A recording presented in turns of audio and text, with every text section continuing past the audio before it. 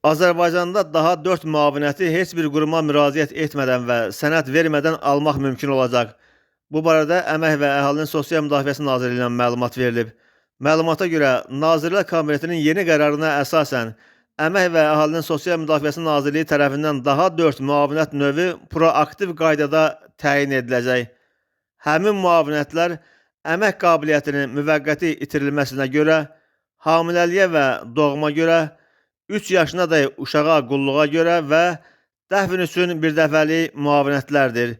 Məlumatda bildirilir ki, proaktiv mexanizm əsasında təyin edilən digər sosial ödənişlərdə olduğu kimi, bu müavinətlərin alınması üçün də heç bir quruma müraciət etməyə və sənəd təqdim etməyə ehtiyac qalmayacaq. Qeyd edilən müavinət növlərinin proaktiv qaydada təyin edilməsi prosesinə 2026-cı ilin mayın 1-dən başlanılacaq.